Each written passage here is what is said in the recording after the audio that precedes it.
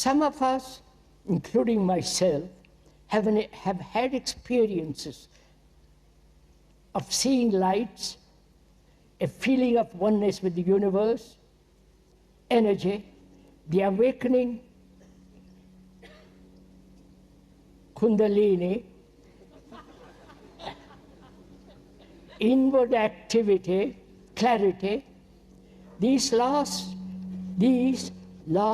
sometimes for moments, for hours. Or are these not steps towards illumination? God, what a lot of silly people we are. Some of us, including myself, have had experiences of seeing light, a feeling of oneness with the universe, energy, the awakening of kundalini, inward clarity. These last sometimes for moments or hours. Are these not steps towards illumination?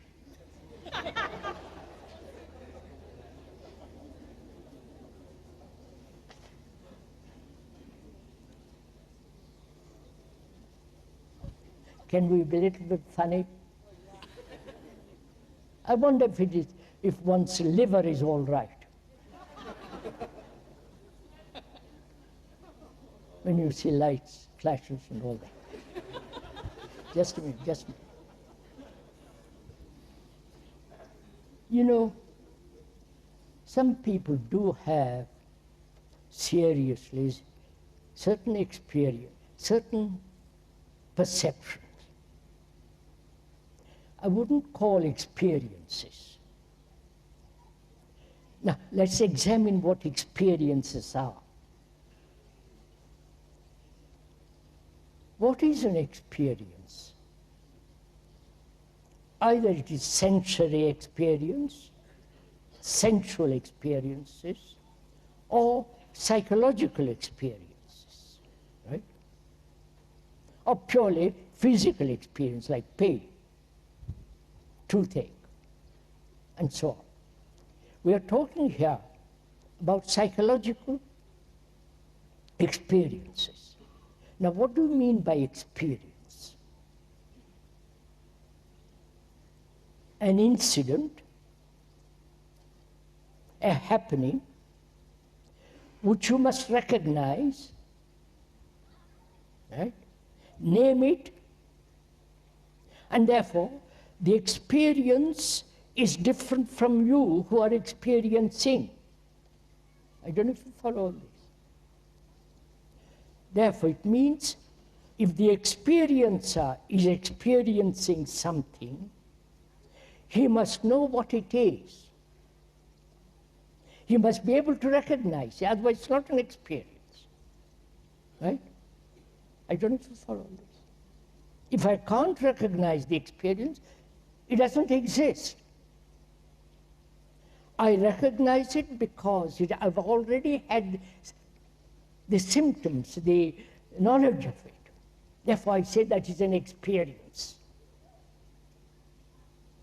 I have seen in my experience as a Hindu, if I'm a Hindu, some deity. Because my brain is conditioned to that. If you are a Christian, you have an experience of Jesus or whatever it is.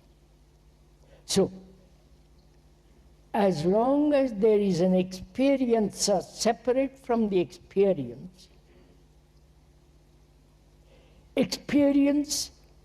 what you call the new experience is really the old experience manifesting itself in a different form, and you recognize it, and you call that experience. Now, a mind that is clear,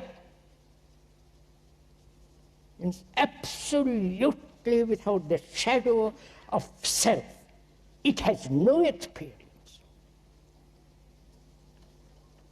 Right? Because there is nothing to experience. Illumination is not a state of experience, which is so absurd. Because, so, truth or that ultimate energy, you can't experience. You can't say, well, I have reached that. That statement, I have reached that, is full of vanity and arrogance. A mind, a brain that, or a mind that is free from arrogance, which is utterly, in its simplicity, humble, in which there is no self whatsoever, then that eternity might be there. But if you say, I'm experiencing that, then it's like experiencing anger. It's as good as anger. But let's call it illumination. And there is this new,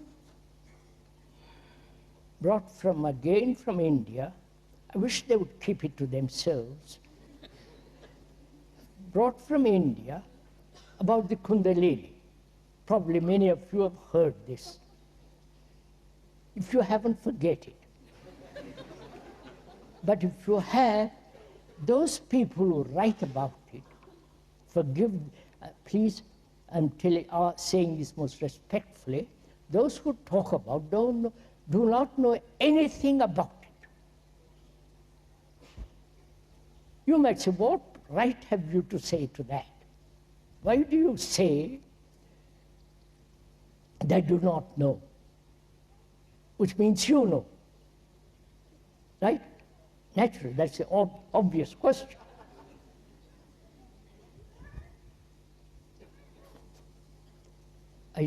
Personally, I don't want to enter into this question. Because anybody who says, I know what it means, do not know. It's much too complex. The whole idea is this. Energy, right, when it is misused, destroys an energy that can comprehend the total source of energy. You understand? If I misuse my energy in various forms, arrogance, selfish action, competition, aggression, soaked in sorrow and talking endlessly about it, or constantly being occupied with something or other, I'm wasting energy, obviously. Like a motor running all the time in the garage. It'll soon wear itself out.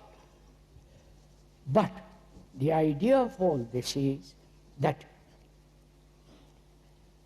this energy, when it's not wasted in any direction, that very human energy, which is not the energy created by conflict or the energy created by thought, that energy is or apprehends the total energy of universe. That is the idea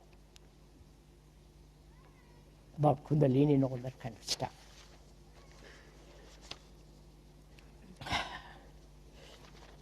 So the questioner says, is this a process of illumination? You can't, if one may point out again most respectfully, you cannot prepare for illumination. It is like cooking a nice dish. You take time, peel the potatoes, collect the rest of it. And illumination is not something that you come gradually, process. It is there, if you are utterly, totally unselfish and have a brain that is utterly without a shadow of conflict.